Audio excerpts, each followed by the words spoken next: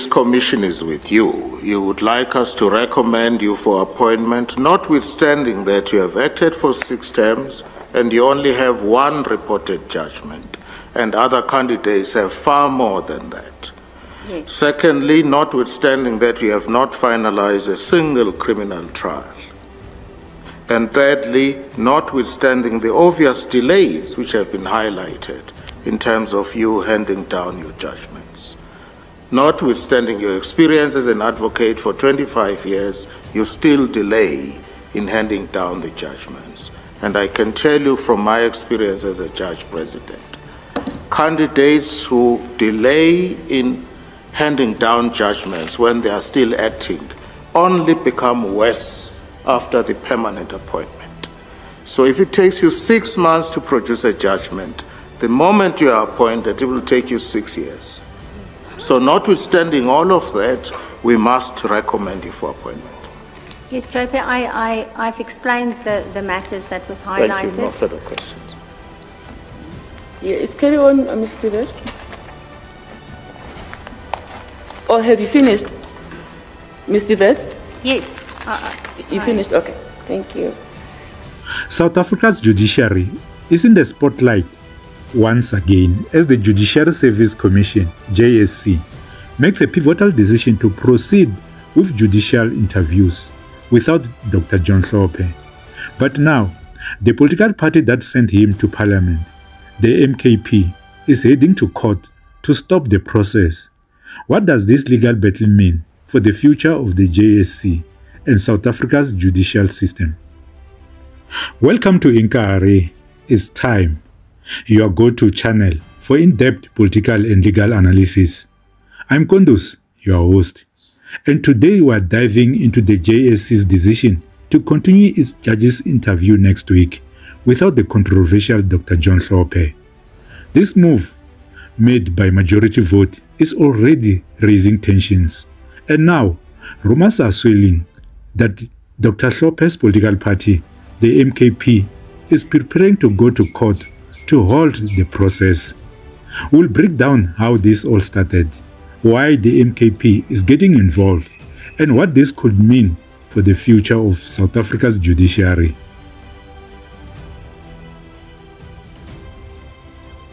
What led the JSC's decision? The saga around Dr. John Hlophe is nothing new. As the impeached Western Cape Judge President, Hlophe has been embroiled in legal controversy for years, with the most serious accusation stemming from a 2021 ruling where he was found guilty of trying to improperly influence constitutional court judges in a case related to former President Jacob Zuma. Despite these grave allegations, his impeachment process remains unresolved. Now, the JSC has chosen to move forward with its judicial interviews, but without Hlophe's involvement. Although Hlophe was elected to the JSC by Parliament through the proper constitutional process, his ongoing legal troubles have led the Commission to exclude him from participating. Many JSC members likely felt that his presence could undermine the integrity of the judicial appointment process, sparking the majority vote to move forward without him. Contrary to popular belief, MK Party respects rule of law. MK Party respects the Constitution. MK Party is saying, in the first instance, the whole issue, the whole shebang about Dr. Hlophe, him not being allowed to serve in the JSC, that whole discussion is in itself constitutional in the first instance. And the reason we say this is because if you go to the Constitution itself, Section 47, that clause is very clear about who cannot be a member of Parliament in the first instance. And in that clause was very clear that it's not expecting all angels to be members of Parliament. It had its own cutoff of its tolerance. And where the tolerance starts and stops with the Constitution is if you had been incarcerated for 12 months and so on, so you can't be a member of Parliament up until 5 years post that period. Now, Judge Hlophe has never been incarcerated even for 1 day. But he's impeached. The Constitution says nothing about that. This is the issue, because the issue of impeachment would have arisen at the time of drafting the Constitution. Those that drafted the Constitution, you cannot tell me that they didn't know about the thing called impeachment when they put the issue of the JSC in the first instance in the Constitution. So this would have been known. So it's not like this was not known. It was known, and a call was made that it's not an issue as it were, because if it was an issue, it would have been there. So that's the first thing. That's the issue here at hand right now is a very simple issue. The JSC has got a panel which has to tick all the boxes in terms of its constitution. The panel, the JSC panel of 23 odd members, must have advocates, must have attorneys, must have members of society, of academia, and so on. But importantly, it must also have a component of the National Assembly. Now, that National Assembly is also not just left to chance. It's regulated how that part is composed. And the regulation is very simple. It should not be less than 50 of that component of the National Assembly. Constitution says no less than 50% of the members of that must come from the opposition parties. Now, the arrangement that was submitted to the JSE met those requirements. With the removal of Dr. Hlophe in that scheme of things, that equation is messed up. So therefore, the proper constitution, as envisaged in the constitution, is being violated by the removal of Dr. Hlophe there. So we are saying, if they proceed on those bases, then it means all the decisions that will be taken, they'll be tarnished decisions, because they'll be taken with a structure that has failed to meet the constitutional master in terms of how it should look like. So all we're asking is a very reasonable thing. We're saying, postpone these interviews that are scheduled for the 7th, because in fact, when we're saying that two things were at play, one was the review application, which is at the Western Cape High Court, or Part B, that we're waiting for, and the other was the AfriForum application at the Constitutional Court. I don't know if you know, Xoli, I'm going to make breaking news for you. Breaking news. That application of the AfriForum has been kicked out of the Constitutional Court. The Constitutional Court said, don't waste our time here, get lost, go play in the traffic. They kicked them out on two grounds. First, they say to them, this nonsense that you're bringing here does not engage the jurisdiction of the Constitutional Court. That's the first thing they say. Secondly, they say to them, the direct access that you want here is not even warranted. So please, don't waste our time, get lost. Okay. So that one is gone. And we think that should set the tone for what should happen in that review application.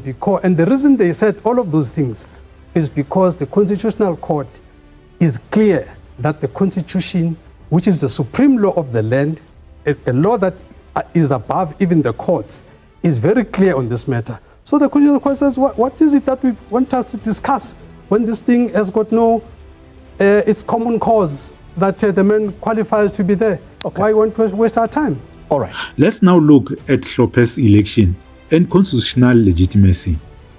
According to Section 178 of the Constitution, Hlophe was validly elected to the JSC by Parliament, and this was largely influenced by his political party, the MKP, which sent him to Parliament.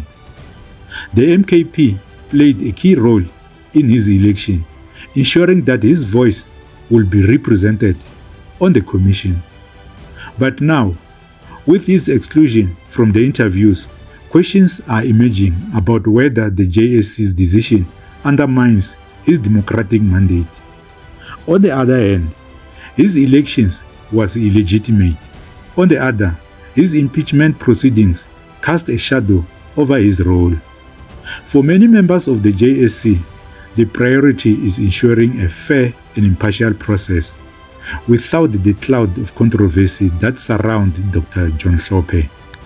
Absolutely what we wanted. We want the JSC to continue sitting in an undisrupted fashion to get on with its very important business of appointing judges. And we wanted Dr. Hlophe to be interdicted from being present there, because we hold the view that he should not be on the JSC, and we hold the view that that the decision of the National Assembly was an irrational one, which is the reason for the main action of reviewing that decision.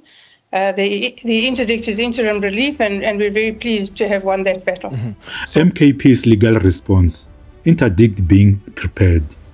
The MKP is officially taking action by seeking a court interdict to stop next week's judicial interviews from proceeding without Dr. John Hlophe. The argument is clear. Excluding Hlophe is unconstitutional and undermines their representation in the JSC. Here is why the MKP believes their legal action is warranted. 1. Procedural unfairness. The MKP argues that excluding Dr. John Hlophe while his impeachment process is still ongoing is unjust, especially since there has been no final resolution. They contend that he is being prematurely sidelined without proper legal grounds. 2. Legal technicalities. Given that Dr. John Hlophe's impeachment is not finalized, the MKP asserts that there is no legal basis to bar him from the JSC's activities until the process is complete. They are pushing for the court to uphold his role until all legal avenues have been exhausted. 3. Political motivation. The MKP claims that Dr. John Hlophe's exclusion is driven by political bias, particularly considering his alignment with certain factions. By framing the JSC's decision as politically motivated, they argue that the Commission is compromising its neutrality. 4. Impact on judicial appointments. The MKP also believes that excluding Dr. John Hlophe risks undermining the legitimacy of the judicial appointments being made, especially given his extensive experience in the judiciary. They argue that his presence is vital for maintaining the integrity of the process. And if it is a no against you, what's your next course of action, very briefly? 2 things. 1, we'll use 2 legal processes. The first legal action that we're going to do, we're going to interdict that sitting, because we will argue that that sitting violates the Constitution for the reasons as explained. The second thing, we're going to do a mass protest. People of South Africa who have put this Constitution into place, when it's being trampled on like this, have got to stand up and defend this Constitution. So we're calling on all the forces of the MK party to be ready, that when they refuse a reasonable request like this, to say postpone until all of these processes are clear, we're calling on all our people to come and make sure that we stage a peaceful protest so that no sitting happens. Yeah, let me say to Collie, I hear you very well. We're not dealing here with quorum issues. From a quorum point of view, there's no issues in terms of, 1 out of 23 or out of 20 is a non-issue. That's not the issue. Yeah. The issue is the constitutionality of the Constitution of this 23. This has got to be duly constituted. And it's duly constituted, it's being constituted, is regulated. It's prescribed how it should be. It's not by chance. It's not like they say any 23 members. No, it's any 23 members made up of these components. And it goes deeper. It says this particular component, for a reason, this particular component from the National Assembly can't just be anybody, can't just be 100% one way or the other. It's got to be 50% ruling party, 50% opposition party. Yes. This is to ensure that once a judge is recommended and all of that, there has been transparency, there has been accountability, and there is no one that's going to say there was favoritism or anything. Now, if you have a situation like you have now, where the ruling party has got like 60% of the representation against the Constitution, we are just plunging into illegality. Okay. Why do you want to do this? All right. And this is why, by the way, let me conclude this point. This is why, under general application of the law, you would have a known thing that no, you can't interdict, you can't appeal and interdict. But when an interdict is this flawed, it then goes into the category of creating exceptional circumstances. And this particular interdict, it creates such exceptional circumstances that warrant it to be appealed. Okay. The broader implications for South Africa's judiciary. This looming legal battle between the JSC and the MKP could have significant implications for the judiciary. If the MKP succeeds in obtaining an interdict, it could stall the judicial appointment process and further politicize what should be a neutral legal procedure. Alternatively, if the JSC's decision stands, it raises critical questions about how political and legal disputes can influence the selection of judges. Is the exclusion of Dr. John Hlophe really about preserving the integrity of the judiciary, or is it about sidelining a figure with too much political baggage? Either way, South Africa's judicial system finds itself once again caught in the middle of a fierce political and legal struggle. Before we even start, there's a clip by F.W. de Klerk where he was being put under pressure by his national party that he has made too many concessions in CODESA. One of the things that he was pointing out, he said, who suggested that there must be JSC? We did.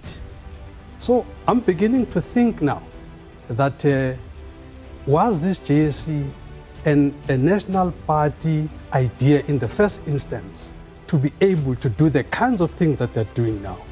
Because de Klerk was very clear in this clip. I'll find it, I'll send it to you. There's a clip doing rounds, I'll find it. I'm sure people that are listening can send it to you. I asked them to do that, but otherwise I'll find it and send it to you.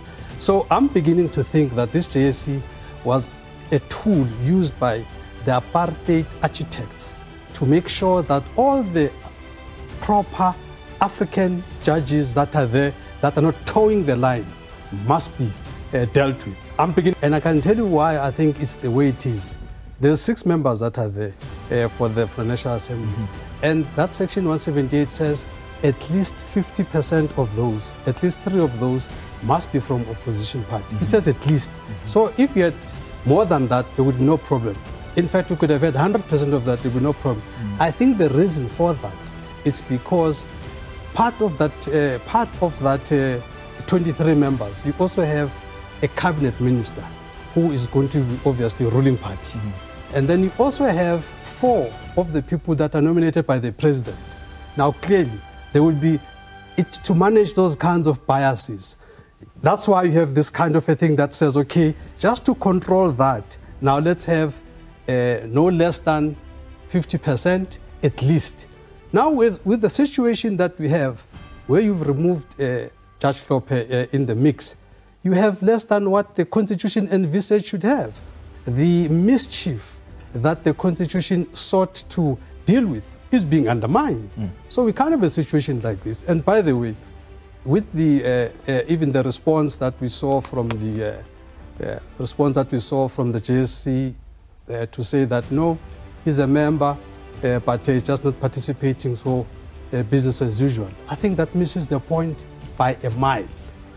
What's your next move as the MK party? Because now the JSC, as you saw in your letter that they sent to you guys, they're saying we are continuing on Monday. Are you still considering legal action to appeal that interim order? MK party is a party that believes in the rule of law. There is nothing that the JSC has done to convince us otherwise. In fact, coming to this show now, before this, we just had a proper briefing.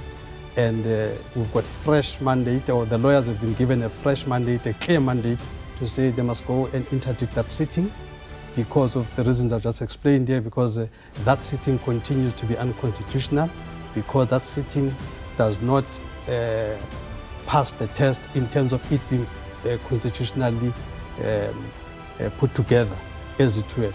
If you do not have Judge Hlophe there, the threshold is not met. And the reason he is not there, I mean, it's a different thing to somebody who got a car accident or is sick. This is not car accident or sick. He's there, he's ready, he's able, he's willing, he wants to come. and Well, we're the just court forcing says him don't out. go. And they're using a wrong reason for that. So we're challenging all of that. So we can't have a situation that, and that's not final. They even say interim interdict. Even themselves, they know that they cannot have any finality. This is why the most rational thing to do at this point is to postpone these things. What is this big rush? Or what we can do, given that this is of national importance, why can't we have a situation where that review application is brought forward? They must discuss it tomorrow. And some South Africans say, just take a look at this clip and you will realize that this is exactly what the DA fears, Dr. Hlophe participating in the JSC's interview process.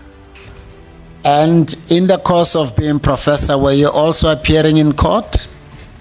No, I didn't appear in court. And how many times, well, let me put it this way, in total, to how many months does do your acting stints amount? Acting stints? As a judge? Yes. I've never been appointed as a judge, as an acting judge. My experience of tribunals is the BCCSA. I've been a member of the BCCSA for very long, and I've been I'm the deputy chair of the BCCSA, but I haven't been. I've never acted as a judge. What to remind us, what is BCCA? It's the Broadcasting Complaints Commission of South Africa. What do you do there? At present, I'm a deputy chair at the Broadcasting Complaints Commission. I was, for about 10 years, I was a commissioner and also a deputy chair of the BCCSA. And then because of my workload at UNISA, I had to resign. But then since the beginning of this year, I was appointed again as commissioner and I was elected as deputy chair.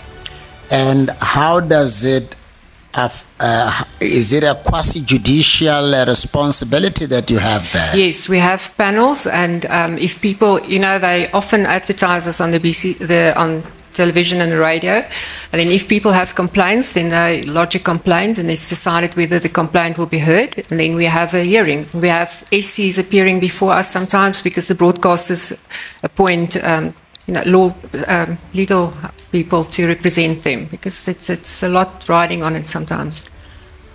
But for no fault of your own, you've never been afforded the opportunity to write judgment either as acting magistrate or acting judge? No, I only wrote judgments for the BCCSA because that's also reported on our website, our judgments. Yes. Do you think it will be a challenge for you to produce a High Court judgment? I don't think so, because in view of my background, I've published a few articles, and I know we have more time when we write an article, but also the judgments at the BCCSA, it's quite technical, as you know. It's a technical field, and then I won't have a problem in writing judgments because, as I said, that's what we do. I publish and I write judgments as well, and I know there's a time factor as well that you have to comply with, which you have to manage very well if you want to not to fall behind, because once you're behind, it's very difficult. Yes. To catch up. Thank you so much, Judge President. Thank you, Chief Justice. Professor, the articles that we are talking about, were they confined to the field of criminal law, or did you publish widely? And if so, which other areas of the law apart from criminal law? If I could answer you like this, my mentor, Professor Kali Snyman, once said to me, when are you going to write about criminal law? Because I do write about criminal law, but I wrote about decriminalization of criminal law, and lately I've written about media law and the broadcaster, the national broadcaster, editorial independence, and then of course criminal law touches on various fields. So I've written about prostitution, decriminalization of gambling, stuff like that. So I suppose in a sense it's criminal law, but it's also more multi-interdisciplinary. Right. I don't understand decriminalization of criminal law. Perhaps explain. No. Of crimes, yeah. My view is that we are too soon to use criminal law to address a problem. Often we feel that if there's a law against it, or if it's a crime, then we've addressed the problem, and it's not. Seldom is it challenged whether these new crimes are being effected, if someone can police it. I mean, as it is, my view is that criminal law should stick to what it's supposed to do, and that is to protect people, your property, people, and people who need protection. But we tend to involve criminal law in instances where it does not have any role to play. That's what I'm about. So, have you published, excuse me, I'm not being rude, have you published on labor law, constitutional law, administrative law, human rights? Well, my article, the last article that I wrote was about editorial independence, and that was about freedom of speech and how that interlinks with the editorial independence of the national broadcaster, and how the balance between the public accountability and then how the editorial independence. Because freedom of speech is so important to me. It's one of the most important foundations of I know it's not the most important.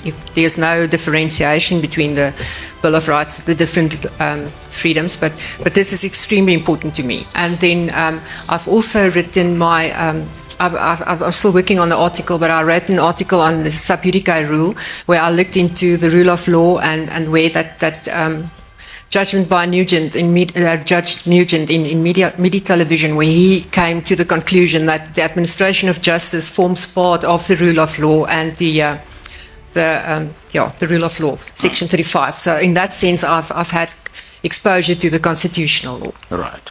Normally, judges, president, myself included, and I know Judge President Mlambo does that, would approach people with a potential and invite them to come and act in their respective divisions. Have you ever been approached by any judge president in this country to act? No. What makes you want to become a permanent judge in Cape Town, where you have never even acted before? Okay. Why I want to do it is the following. I've been a lecturer at UNISA for 25 years, where I've used my academic advantages to empower people and serve society by having putting students out in the law. I have many students that really made it in the legal profession. And I see it now as a natural progression to serve society in a different way, in using the knowledge and my expertise, academic as it may be, to the advantage of society. Well, you haven't answered my question for the record, but I'll move on. Did you apply to act in any other division other than Cape Town? Yes, I did. I applied in Gauteng. You applied? Yes, I did. I see.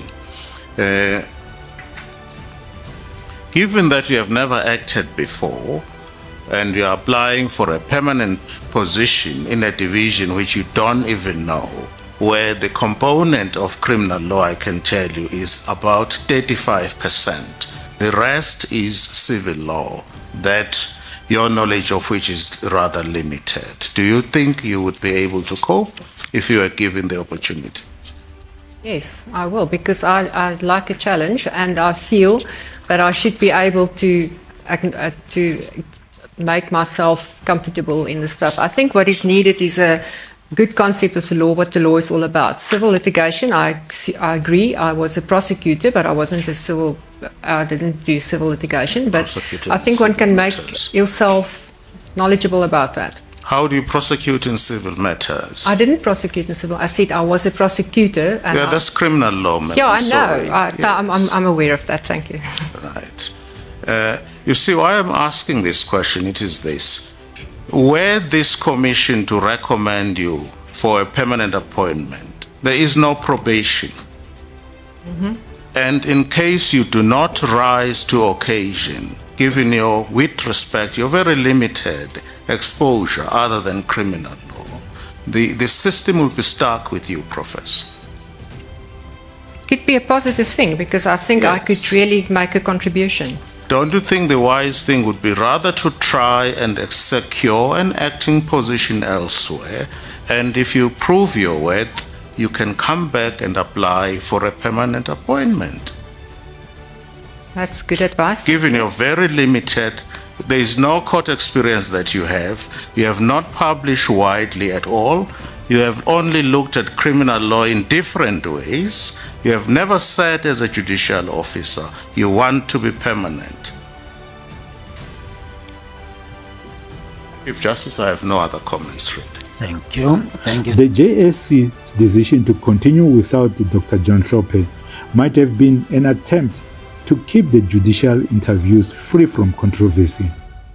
But with the MKP now reportedly preparing to take legal action, this conflict is far from over. The question remains, will the courts side with the JSC or with Dr. John Hlophe's political party, the MKP? And what does this mean for the integrity of South Africa's judicial appointments? Thanks for watching Inkari. It's time. Don't forget to like, subscribe, and leave your thoughts in the comments below. Should Judge John Hlophe be part of the JSC's interviews? Or is the Commission justified in excluding him? Let us know what you think, and we'll keep you updated as the story develops. Stay tuned and see you next time. Take care.